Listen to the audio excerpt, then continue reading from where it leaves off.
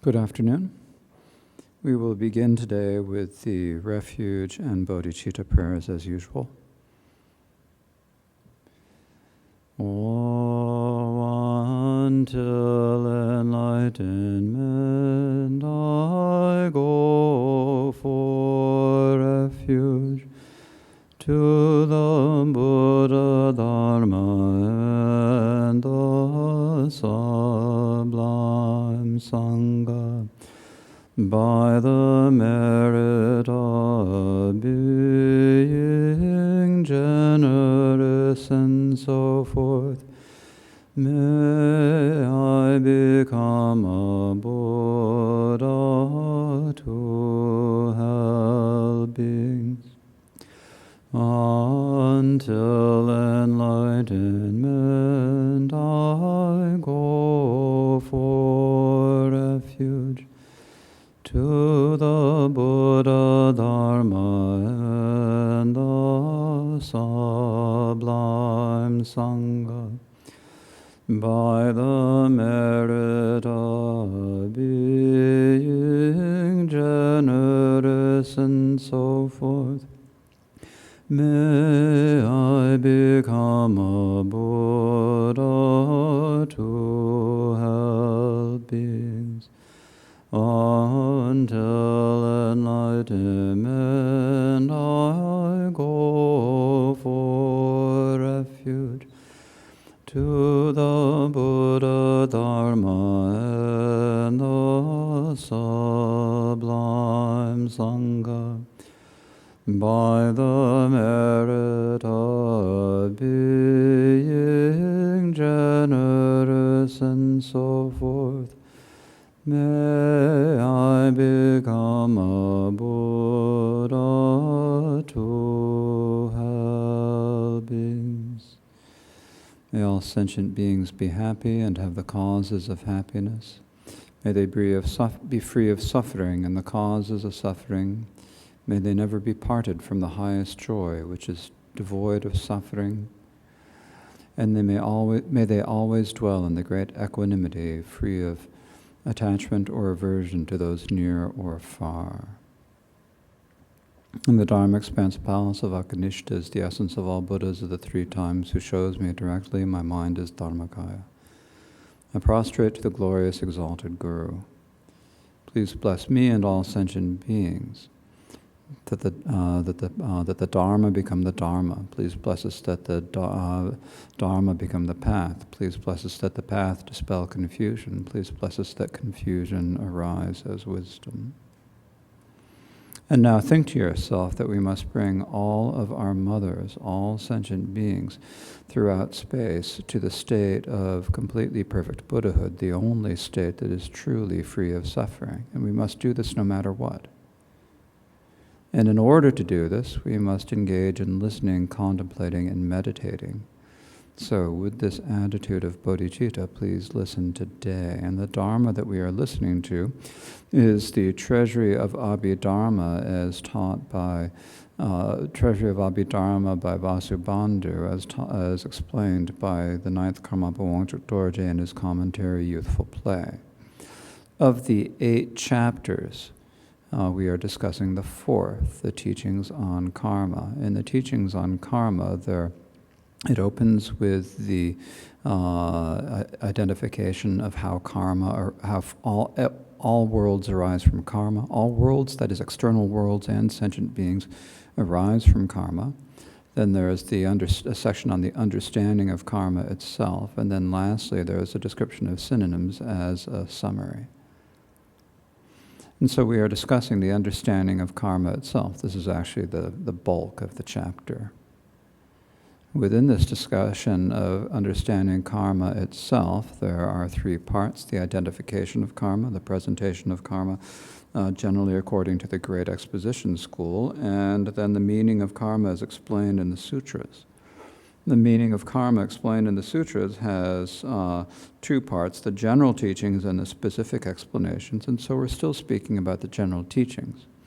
And among the general teachings, there are 4 topics. There is classifying karma in terms of cause and result, teaching the many enumerations of karma, which karma has how many results, and the other presentations of karma. And so today we have reached the third topic, which karma has how many results. But before we get into the text, we had a few interesting questions come in via electronic means. Let's just say that. And the first one is actually a really good question. And the questioner had been listening to Drupal Rinpoche Khenpo Thabo's teachings, as I think many of you, hopefully all of you were. I was lazy.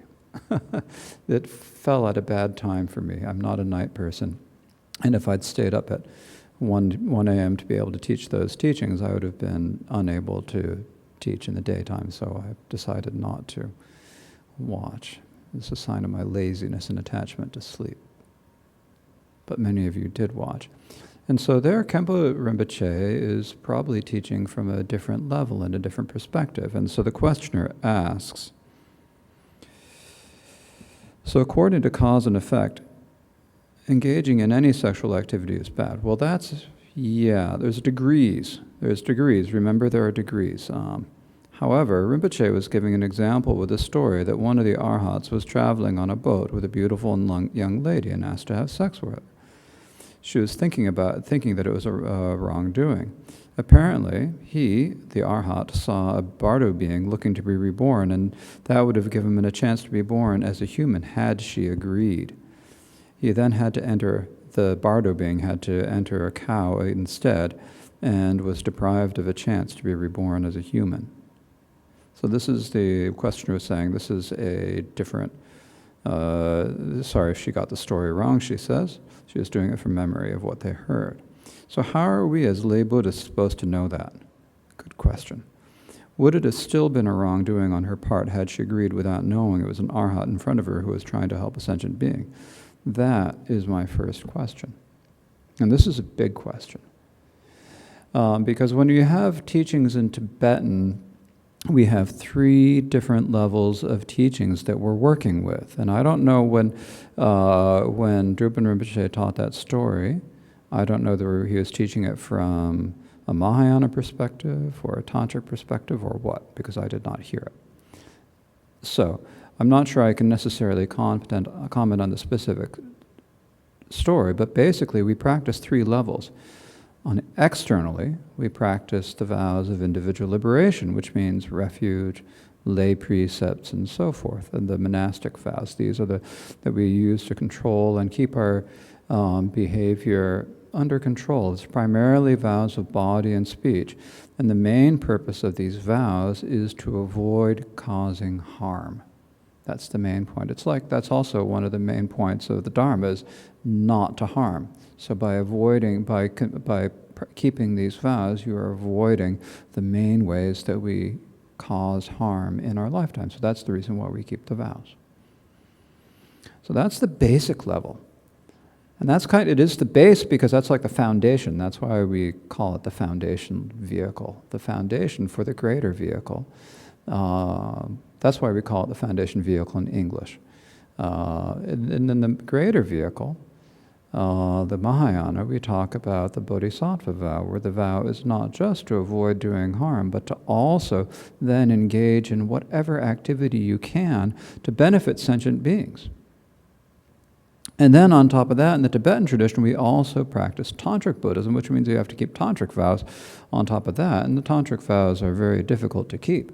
They're difficult vows because they involve really always maintaining a pure view of everyone, of everything. And so the moment we don't have a pure view, then we're kind of what do we say? We're getting little infractions of our tantric vows all the time. This is one reason why a lot of people recite the Vajrasattva mantra every day or many times a day.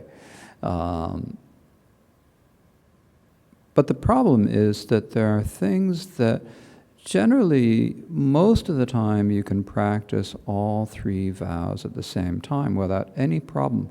But there are times when the vows conflict, such as in this story. This is a time where, had the woman agreed to have intercourse with the arhat, then a being would have had a chance to be reborn as a human. So this is like, what do you do in this situation? And there are different levels. So it's always, and this is very difficult. Generally, when you have a conflict between between two of the different levels of vow, it's the higher vow that prevails. You should always keep the higher vow. That means if you have to break some sort of a precept, lay precept or other precept, in order to keep your bodhisattva vow, and you can do it with a motivation of compassion, which is the tricky part, then you should go ahead and do it. And because you're keeping the bodhisattva vow, then you are not breaking the lay precepts, as long as you're doing it out of truly selfless compassion. That's the hard part. And then, sometimes with the tantric vows, sometimes we're asked to do things. We don't know if we're ready to do it or not. As in this story, the woman in the boat was uncertain. Boy, I'm not sure if I can do that. If I can do this, because it doesn't feel right to me. So this is a difficult question. So you have to look in yourself at the time when the situation comes up and see, what is your understanding of emptiness and compassion? This is taught by the 8th Karmapa Wangchuk Dorje in a text in his 100 Short Instructions. And it's sort of half translated into English, but nowhere near ready and kind of on hold for various reasons. But basically what Wangchuk Dorje says is that at the point that you have that, when you are either asked to do something, or you have the point where you have a chance to do bodhisattva activity that would violate one of your lower vows, what would you do? Well, you have to look at your own understanding of emptiness and compassion. So if you have realization of emptiness and compassion, there's no problem. If you have really deep understanding, that's good. If you can do it with that understanding of emptiness and compassion, that is excellent. If you can't, there is no harm to saying no. It does not break your Samaya. It does not break the bodhisattva vow. If you look at yourself and you say, I honestly can't do this because of my own self, but then don't have any impure view of the other people involved, then that keeps all three vows. So in other words, what it means is that when we talk about, in particular about the Samaya vows, what breaks the Samaya vows is having an impure view. So when you are asked to do something and you can't do it and maintain pure view, then if you maintaining the pure view is more important. So you look at yourself, you have some agency. It's not like thou shalt do everything that you are told. It's like you need to look at yourself. Now, if you have a genuine guru who's giving you instructions, then hopefully that everything would be fine. But sometimes you get to things that you aren't able to do yet. And at that point, you wait, if you honestly can't do it. So that is the instruction in the 8th Karmapa's instructions for the Lord of Kurapa and his nephews. So basically that's the whole point. So in this story, you have to look. Now if this young woman, this beautiful woman in the boat with the arhat didn't know that he was an arhat, then she would have assumed that he was just some guy coming on to her, right? And then, then there's, understandable. If you know, and you are certain, and you can do it with a good conscience, then it's different, right? So that's kind of something that is difficult, and it's very difficult in practice. Okay, so that was the first question, and then, and it's kind of an interesting one, especially when we talk about karma. And then the second question that this student has is that, one more thing about that. This person says that engaging in any sexual activity is bad. That's true, there are degrees. It's not always bad. There's the story of a bodhisattva, and I can't remember his name right now. I didn't have enough time to look it up this morning. The bodhisattva had taken a vow to live the rest of his life, and this was at a time period when humans had 45,000-year lives. He had made the vow to spend 45,000 years living celibately. But there was a woman who threatened to commit suicide if he didn't marry her. So he did marry her, and he spent 12 years with her, and then he went back to his vow of celibacy. And in the Mahayana, the consensus is that he did not violate his vow because he did it solely out of compassion. So that's the point. Can you do it out of compassion or not in the Mahayana?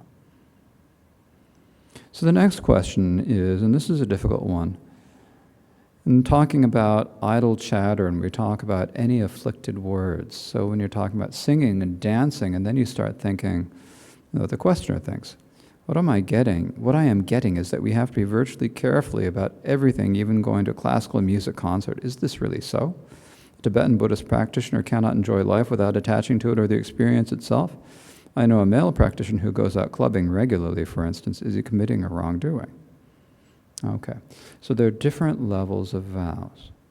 And so if you have the lay precepts, going to concerts is fine. Because you don't have a vow against doing idle chatter and so forth. If you have a monastic vow, then going to classical music concerts really isn't a good idea. Participating in classical music concerts is probably not the greatest idea. Any sort of concert, going to clubs is probably not good for monastics. But for lay practitioners, it's different. You don't have vows against it. On the other hand, it is something that you do out of attachment. But you can also look at it as, we're in this world, we're in a society, and it's hard to change yourself overnight. If you have loved going to classical music concerts your entire life, and you all of a sudden become a Buddhist and you can't quite give that up, and you're a lay practitioner, okay, it's fine, it's not that big a deal, really. So that's that. But you have to really think about, what you really need to do is you have to build up the motivation. You have to think about impermanence and the precious human body and karmic cause and effect and the defects of samsara.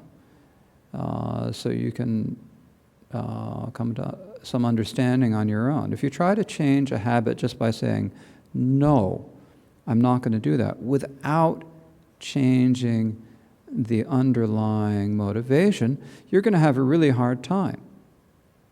So you might as well work on the motivation first, and then you never know what is going to happen. You just might naturally lose interest, which is the easiest of all possible solutions. So if you spend your time contemplating karmic cause and effect, contemplating impermanence and the precious opportunities we have and all that, then see what happens.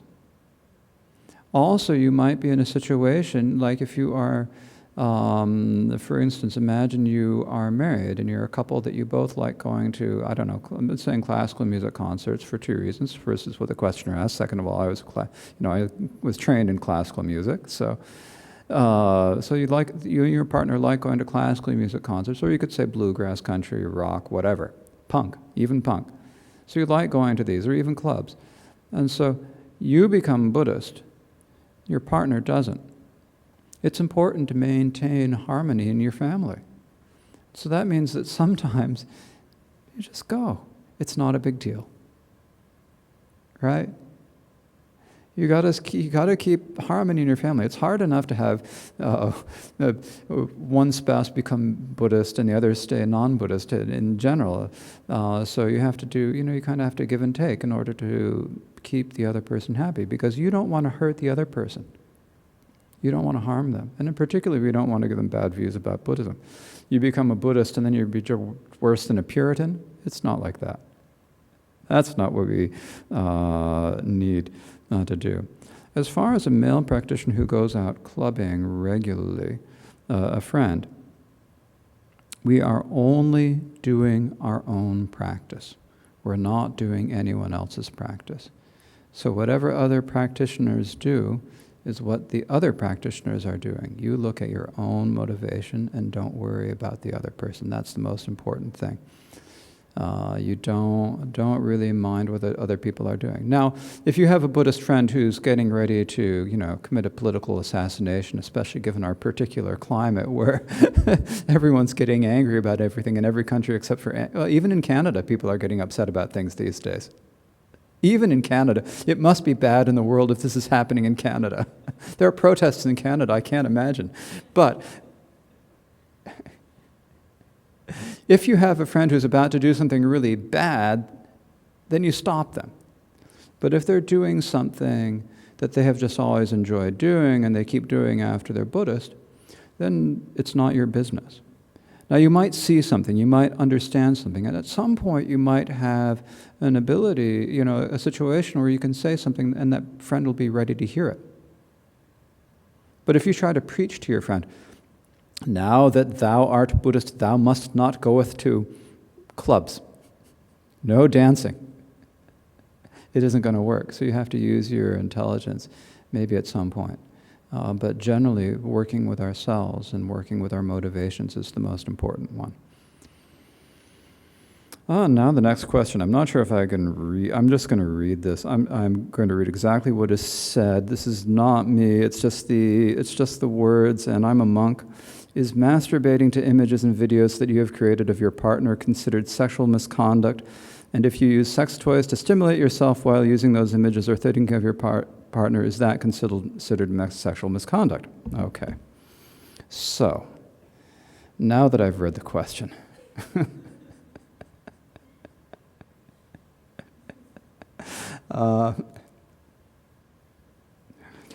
the karmic path of sexual misconduct does not mention masturbation. So what this means is that it doesn't match that karmic path. That doesn't mean that it doesn't necessarily have consequences or not. So how do you know whether any action, just in general, is potentially going to have karmic responses, or have negative karmic effects? You look at your motivation. Are you motivated by greed, which has the wide range and includes, attachment and lust and so forth? Are you motivated by hatred, which can run from irritation to fury? Or are you motivated by delusion? Which of these three is motivating you? And so you look at the nature of the action, or of the motivation. What is making you do it? And when you look at that and you see that motivation, that will tell you what sort of a result it's going to have if you're really seeing the motivation, which is not easy. Particularly in Western culture in the last 50, 60 years, it's really become quite hedonist. And people are encouraged to engage in sexual activity freely and not to repress anything. And so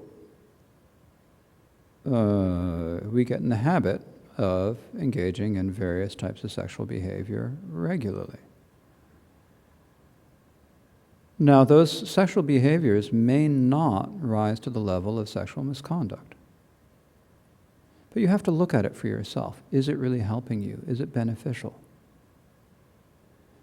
So sometimes, these can be long-standing habits that you develop when you're very young, when you're whatever. You can develop the habits when you're young, and as you get older and the habits have gotten more deeply ingrained, it's hard to change them. You can't change them overnight. And so again, this is a situation where what you need to do is you need to think about precious human life, impermanence, karmic cause and effect, and so forth. And in particular, what's helpful is to do what's called repulsiveness meditation, which is described in Chapter 6. And it's also described at length in Shantideva's Way of the Bodhisattva in the 8th chapter. And you don't do it for the other person. You wouldn't do it for your partner. You do it for yourself. You'd meditate on the nature of your body. You look at the nature of your body. This is what we are trying to pleasure. This is what we're trying to make feel good. It's what we're trying to take care of. Well, what is it really? you might be, frankly, all of us are probably, none of us are, or what do we say?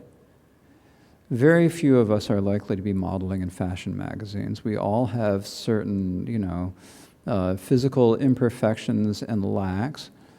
And so you can look at yourself. You've got this little bit of flab, a few wrinkles and so forth on the outside, and that's still covered with skin, even if your skin is still young and perfectly taut and beautiful. Well, what's underneath the skin? You've got just fat, muscle, blood, bile. You've got intestines that are filled with all sorts of gross stuff. Pus, mucus.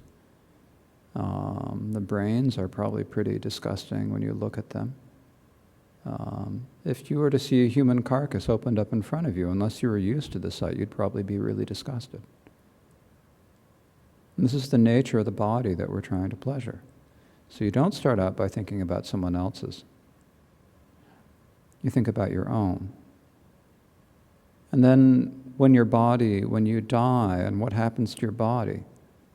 Well, nowadays you're brought to the crematorium or you're embalmed and put in a lead box or something, but if you're just left out, your body would gradually rot, turn reddish and bluish and all sorts of, puff up with gases and stink. So this is the body that we have. And so what's your attachment to this body? Why are you attached to this body? So you look at it, and when you realize what the nature of your own body is, that will naturally decrease your attachment to sensual pleasures. But it takes a while. So the way to handle it is to take is to think about these things and to look at the sixth chapter that we'll be going through next year. Has a brief description of it, but the Abhidharma does not give long instructions on meditations. You can look at the way of the Bodhisattva, and there's a little bit more that gives you an idea of how you can look. And then there are also, particularly in the Theravada tradition, there are probably quite a few teachings, and I don't know how many of them are online. You can look at those. And so you do these meditations in order to decrease your attachment. And you work on that first and see what happens with your behavior. But again, if you try to block a habit that's been going for a long time, you're often just going to make it difficult for yourself to actually do it because the habit is so deeply entrenched. So you have to take your time, look at your motivation, see what's going on. In general, all sexual... with the exception of bodhisattvas, like the one whom I just mentioned in the previous answer, all sexual activity is afflicted. It's all a misdeed, unfortunately. Or fortunately. Unfortunately, because it's what we don't like. Now you might be thinking, well, what about, tantric sexual practices and things? You read about consort practices and stuff in the Tantra. Okay, if you are an 8th level bodhisattva or higher, go ahead. If you are not on the 8th level, you're kidding yourself. Basically. You have to look where you are, and better to underestimate your level than to overestimate it. So that's basically those questions. Those are the questions for today. Juicy questions today. Okay. Now, where were we? I think I have to actually change my glasses so I can actually read the text.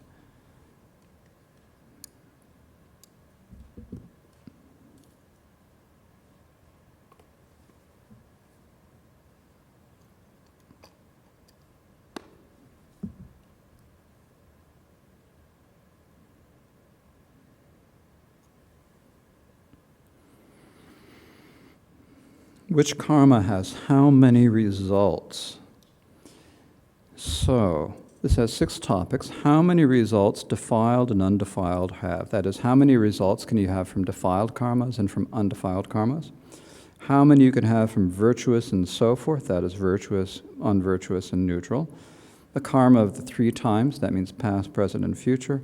karma of one's own level and other levels, and learner, non-learner, and so forth. That means the karma of people at different stages on the path, and how many results discards of seeing and so forth have.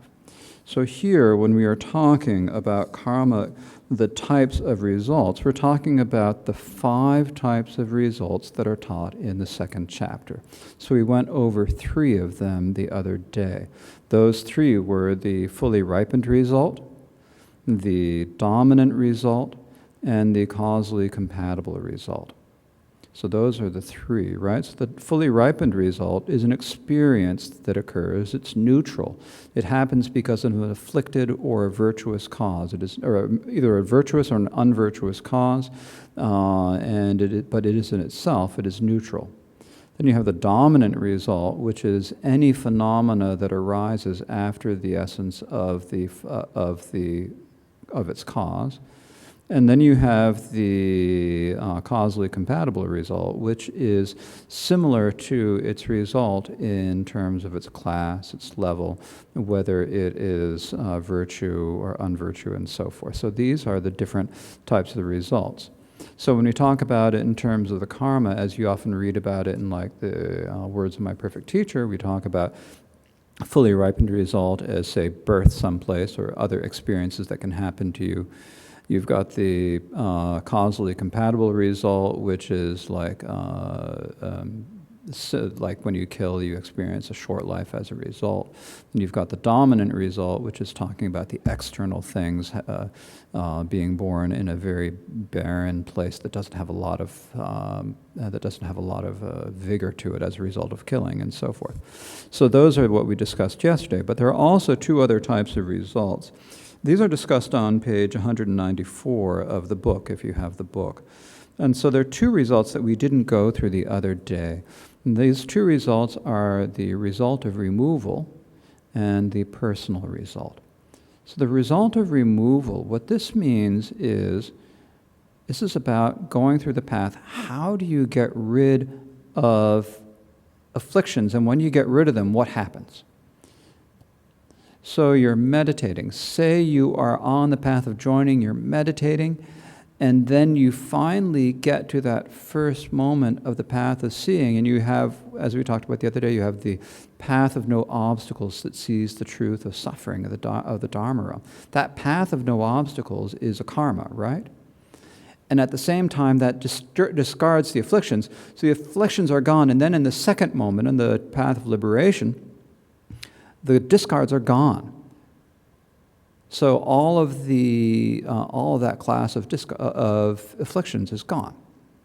And that absence of the afflictions is what we call the result of removal. It is the cessation of afflictions.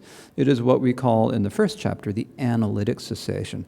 It is a cessation that arises through the power of analysis. So when you say a result of removal, what you mean is the analytic cessation that occurs when you finally actually totally eliminate a level of affliction, right? So that's what we're talking about, the result of removal. Now, the analytic cessation itself is not composite. It is non-compound, right? Space and the 2 sensations are the three types of non-compound phenomena, right? Those of you who were in last year's class and listening online, I hope you're nodding. So you've got space and the two types of cessation, of which one is analytic cessation. So analytic cessation is when you see something and through the power of your analysis you lose the affliction, and that is also what we call the result of removal. Other translators translate the word more literally as the result of separation. You have separated yourself from the discard. I don't know.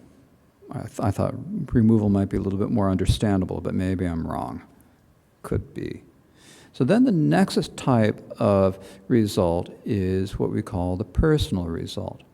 And so this is the result that is born directly out of something's power, the direct result of that thing.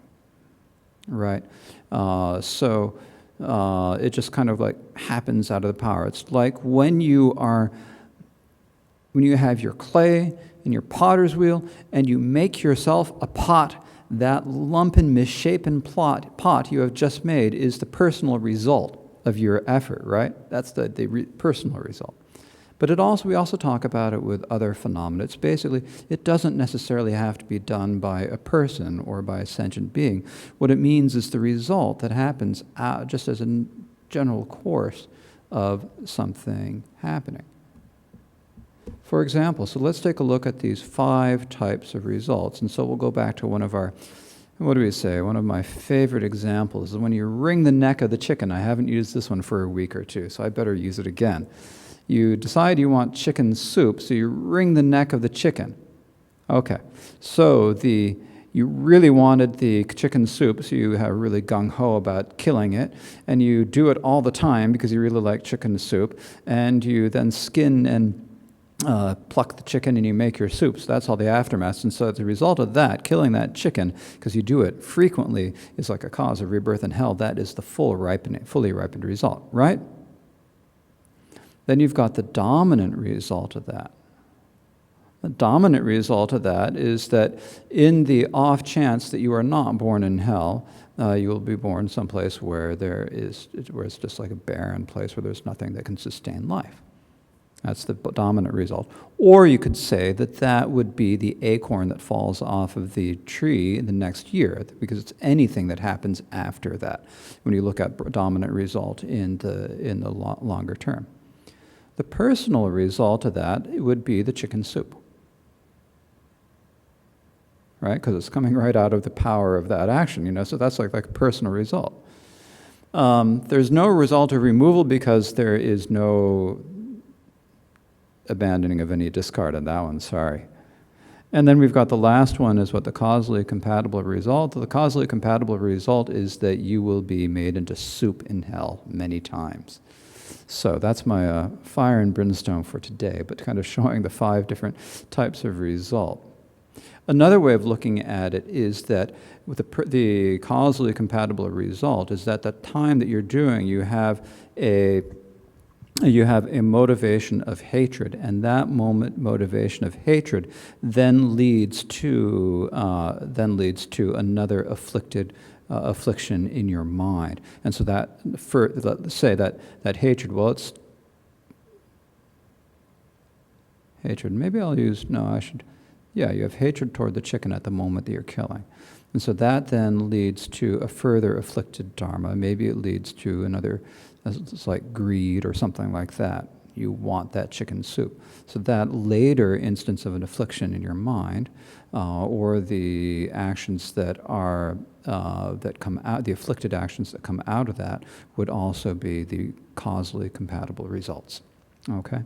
So those are the 5 types of results. The fully ripened, dominant, result of removal, personal result, and causally compatible result. So then the question is, which karmas can have how many results? So that's what we're talking about now. And so when we look at it first, the way Vasubandhu organizes this is he first looks at which ones, he's kind of going in descending order, and he presents the one that can have the most results, all 5, first. And so this is on the top of page 359. How many results defiled paths that abandon have? Defiled paths that abandon mean the worldly paths that you follow to achieve dhyana, in particular the path of no obstacles that temporarily abandons the affliction so that you'll be able to achieve dhyana. So, and this is verse 87 if you are reading the ebook. The karma of stained discarding paths brings 5 results. So that path of dhyana, that path of no obstacles of dhyana will have 5 results. So of the 5 results explained above, that is in the 2nd chapter, which karmas have how many results, you ask? This karma of stained or defiled discarding paths, that is the paths of no obstacles, bring all 5 results. Okay. So how is it that they bring 5 results? So that means that you can have the fully ripened, dominant, personal, result of removal, and causally compatible results, all 5 from this preparation of dhyana. So their fully ripened result is the pleasant full ripening included in their own level. That means when you achieve the first dhyana, that path of no obstacles is the karma that will then result in you being born in the first level of form, maybe in your next life, probably in your next life. Okay, so that's fully ripened. The causally compatible result is the later similar dharmas that arise from samadhi. So in that path of no obstacles, you have a virtuous mind, and so then in the next moment, in the path of liberation, you also have a virtuous mind, so the virtuous mental factors and that consciousness and the dhyana are all causally compatible results of that path of no obstacles. They're on the same level, they're the same in quality and being virtue and so forth, right? The result of removal is only a removal. It is not that which has abandoned. In other words, when you remove, there is the removal of the afflictions. That absence of afflictions is what we're talking about as a result. It's not an actual result, but we call it a result so that we can talk about results of the path. So that's the result of removal. So it's the non-analytic cessation that that arises because of the abandonment. The personal result is the dharmas it brings forth, the path of liberation, that which is co-emergent with that, what is attained in the future, and also that which has abandoned. That means the personal result. So the result that comes out of the power of that path would be like the next moment of samadhi and the moments after that. What's co-emergent with that. That means like your 5 aggregates that arise in the next moment. What is attained in the future, your future achievements in samadhi and so forth, and also that which has abandoned. That it is considered the path itself. The dominant result is all composites different from its own essence, except those that arise earlier. So those that arise simultaneously actually can be considered the dominant result, right? But not earlier. They're dominant because the mind and mental factors are considered mutual causes and results. They're co-emergent causes. Okay. So that's the stained the defiled discarding paths. Well, what about when you achieve the noble path? Instead of achieving jhana, what if you're achieving the path of seeing, for example? How many results undefiled paths that abandon have? So this says the stainless, 4. So this means the stainless paths of no obstacles and the path of seeing and the path of meditation have 4 results. So the karmas, the actions, the stainless paths that abandon have 4 results. So this means there are 4. So there's one that is missing. As there is no full ripening of the undefiled, this does not include the fully ripened result. So when you achieve the path of seeing, you're not going to have a next rebirth because of achieving the path of seeing. That's not the karma that's going to cause you to be reborn in samsara, because it is the antidote for samsara. When you achieve that vajra-like samadhi and then become an arhat, that is not going to result in a birth, because it is the antidote for even the last stain that could cause birth in samsara. So, because it is the antidote, it doesn't have a fully ripened result, but it has the other 4. So it has the same. It has the dominant result, which is anything that is simultaneous or later, not earlier.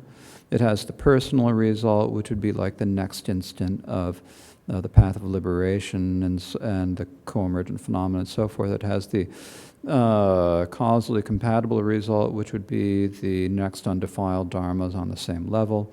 And then it would have which one I'm missing? Dominant, personal, result of removal. Oh yeah, so then the result of removal, obviously. It removes the paths, it removes some of the discards, whether of seeing or meditation, depending upon which level you are looking at. So that's the stainless. So those are the paths that abandon afflictions. Well, what about regular actions that don't abandon afflictions? Like when you are, with my example of wringing the neck of the chicken. how many results the defiled that are not paths that abandon have. In other words, wringing the chicken's neck, giving, being generous, and so forth. How many results can they have? As do the other defiled dharmas, whether they're virtue or non-virtue. So if they're virtue or non-virtue, they're going to have 4 types of results. Not neutral here, just virtue or non-virtue. So as do the stainless, excuse me, the other defiled karmas, except for the paths that abandon, that means except for the worldly jhanas, whether they are virtuous or non-virtuous, have 4 results. So they have all 4 results except for the result of removal. So why don't they have the result of removal? Because they are not the antidote for samsara, they are probably the cause of samsara. So they don't remove any afflictions. They might get you closer to removing afflictions. They're actually not necessarily bad. Defiled virtues can be good. They get you closer to that, but they still can have a result. And because they're virtuous or unvirtuous, they can also have a fully ripened result. And then there are the other 3, the personal, the dominant, and the causally compatible. Then there are 2 more types of dharmas that can also have a similar number, and these are how many results the undefiled that are not paths that abandon, and the neutral have. So you've got, when you have the paths, you've got, when you have the undefiled paths, you have the path of preparation, then you have the path of no obstacles, then you have the path of liberation, which is the moment after you've abandoned, the first moment where you've abandoned everything, and then you've got the distinctive path that kind of gets you further away from the abandoning. So all of the other undefiled phenomena, all the other things that are part of this, the truth of the path. In other words, all of your undefiled meditation, except for those paths of no obstacles, all have 3 results. Like the path of liberation, everything is all, the undefiled path of liberation does not abandon anything, so it doesn't have any result of removal. Same with the undefiled distinctive path. Those 2 don't have any results. Now we'll get to those other types of paths next year. So that means you have the 3 types of results. No full ripening because it's undefiled, no removal because it doesn't remove, but you still have the dominant, personal, and causally compatible. Okay? And then also the neutral have 3 results. So the neutral, the karmas that are neutral also have the same 3 types of results. So neutral karmas, you do a neutral action, brushing your teeth. Unless you're doing it out of severe afflictions. It's probably still pretty neutral. You are brushing your teeth. This is an action, but it is kind of a mild neutral action, so it doesn't have any fully ripened result. And it does not discard any discards because plaque is not considered a discard. Right? Plaque is not a discard. So it's not actually plaque is a discard of meditation, but brushing the teeth removes plaque, but it does not actually give you the attainment of removal. Okay. And then you have the other three. You'd have the causally compatible result of this, which is what? The foam in your mouth. You have the personal result, which is clean teeth, and you have the dominant result, which is the mirror, in same or later moments. Okay. Or it could be, the dominant result could also be your palate or your gums, right? Anything that's later, but you can have some that are linked and some that aren't. Okay, let's keep going a little bit further. So now we'll talk about how many results virtuous and so forth have. That means how many results do virtuous karmas have? How many results do unvirtuous karmas have? And how many results do neutral karmas have? Not only that, how many virtuous results can virtuous karmas have, how many neutral results, and how many unvirtuous results can they have. So we have all three times 3 or 9 different things, right? We've got this kind of a, let's see, Westerners would probably make a little table, a grid.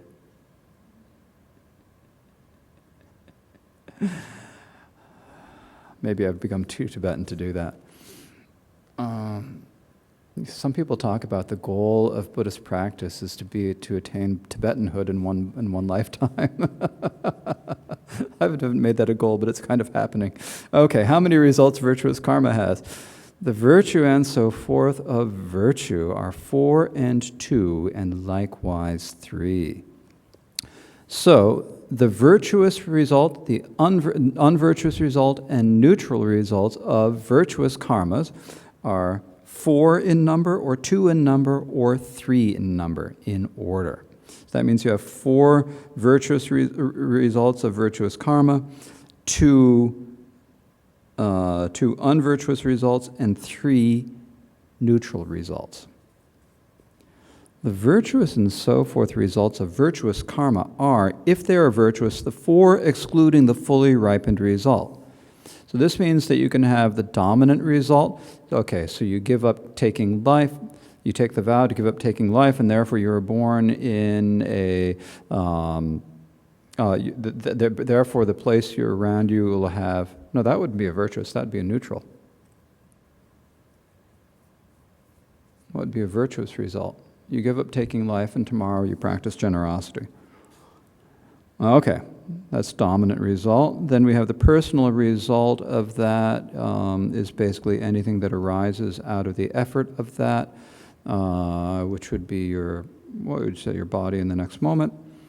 The causally compatible result, that is a virtue, so it would be later moments of virtue that arise out of that. And then it could also be a result of removal. Right? So those are the 4. Now, if they're non-virtuous, there could be 2. You can only have the personal and dominant results. A result of removal can't be virtuous. The fully ripened result can't be unvirtuous. The personal result can't be unvirtuous. Excuse me, the result of removal can't be unvirtuous, nor can the fully ripened result.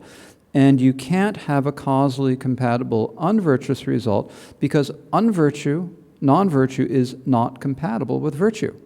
So when you have a virtuous action, any unvirtuous thoughts that happen thereafter are not the causally compatible result because they are of a different type.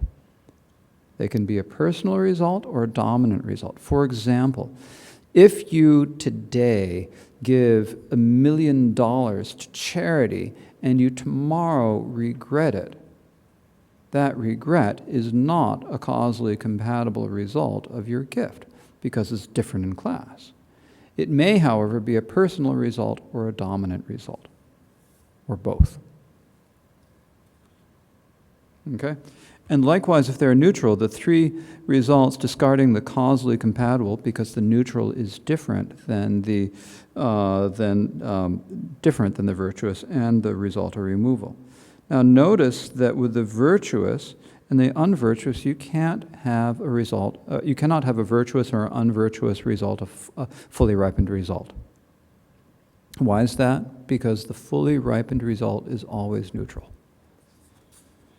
Okay, so now how many results non-virtuous karma has? Non-virtue's virtue and so forth are 2, 3, 4 respectively. Oh yeah, 2, 3, 4 respectively. So, non-virtue's virtue, there are 2. Non-virtue's non-virtue, there are 3. Non-virtue's neutral, there are 4 respectively. Okay, so non-virtuous virtuous results and so forth, non-virtuous and neutral results, so are the 2 of personal and dominant. So that means a virtuous result could be a dominant or a personal result. For example, you steal $1 million and tomorrow you feel regret. That would be a personal result. It comes out of that, or a dominant result, right?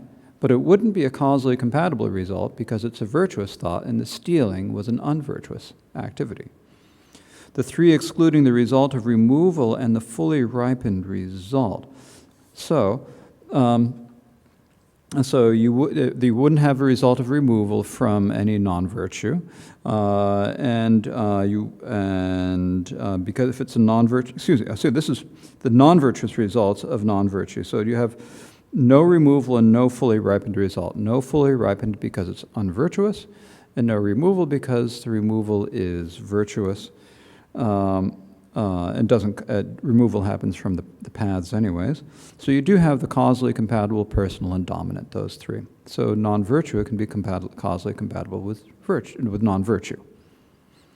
And then for the neutral, you have four, excluding only the result of removal, respectively. So you can't have a result of removal, but you can have the dominant, the personal, and the fully ripened result, which would be neutral.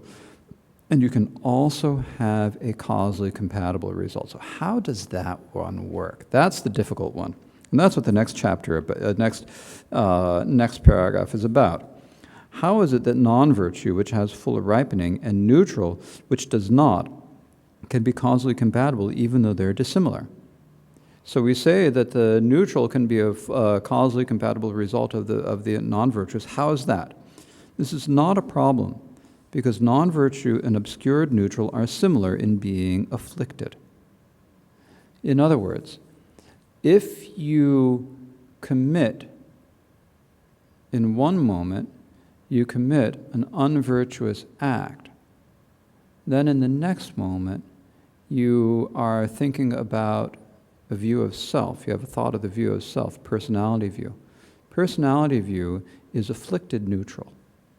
It's afflicted, right? It's obscured neutral, so it's an affliction, but it's a neutral one because it can go either way.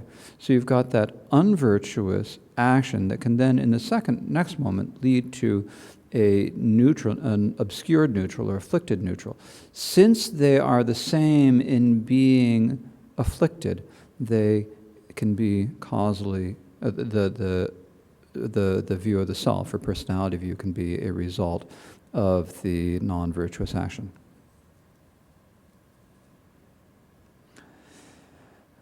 They are suitable as a cause of same status because non-virtue can also be the causally compatible result of the neutral. So when you have a neutral personality view or wrong view, they're obscured neutral, they can cause non-virtuous actions. And the unobscured neutral personality view and extreme view are the causally compatible results of the non-virtuous universal desire and so forth, discarded by seeing suffering and origin. So personality view and extreme view are the results of the level of desire that is discarded when you see the two levels of desire that are discarded when you see the truth of suffering and the truth of origin on the path of seeing. These two are called universal because they are able to have desire for objects in any three realms or in different classes and so forth. They aren't limited to their own class the way other levels of desire are. So that's why it's called universal. So that's something that is explained further in the 5th chapter. Okay. Then how many results neutral karma has? So how many virtuous, unvirtuous, and neutral results does neutral karma have? The virtue and so forth of neutral are 2 and 3 and likewise 3. The virtuous and so forth results of karma that is just neutral, if they are virtuous, are 2.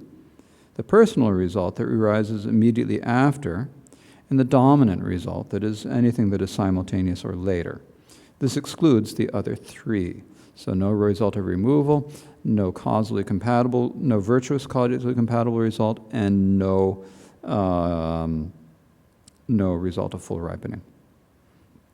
And the non-virtues produced by neutral karmas are the 3, excluding the result of removal, and as there is no non-virtuous full ripening, the fully ripened result. As is actually produced, there is the personal result. There is also the causally compatible result, such as when you have the neutral personality view lead to an unvirtuous unvirtuous action or an unvirtuous state of mind. There are also dominant results. When neutral produces non-virtue, they are similar in being afflicted, so there is causally compatible result. Because the 5 classes of non-virtue, from the discards of seeing, suffering to the discards of meditation, are the causally compatible result of the neutral personality and extreme views. So personality and extreme views are neutral, they're obscure neutral, and they could lead to any kind of affliction that you could have later. And then the neutral results of the neutral actions are only the 3, excluding the fully ripened result and the result of removal. So the other 3, I think, are fairly simple. This is a fairly technical sort of discussion here. This is the sort of discussion that we have quite a bit in the Abhidharma. And again, it's good to look at these and think about and see if you understand. Particularly those of you who took the class last year, this is a good chance to sit down and look at these and remind yourself about the natures of these 5 types of results, how they work, how each can go, and think about the different permutations. The point of this is not just to have the ability to draw pretty charts. The point is to be able to kind of look and see how things go and how your mind can work. So that's the main point of this section. So I think that is enough for today. So we will dedicate the merit of our teaching and listening to the Dharma to the benefit of all sentient beings, so that they may swiftly achieve the state of Buddhahood, and until then be free of all temporary suffering, all the suffering, and in particular all the suffering of strife and confusion and hunger and poverty, and worry about being able to pay rent, worry about all of the different upheaval that's going on in the world, and fear about the future. The fear that other beings, non-human beings, also have just for their own lives at this very moment. May all beings be freed of all such fear and suffering by the merit of us doing this teaching and listening. By this merit may we attain omniscience, defeat the enemy wrongdoing, and free all wanderers from the ocean of existence, churned by great waves of birth, age, sickness, and death. Thank you.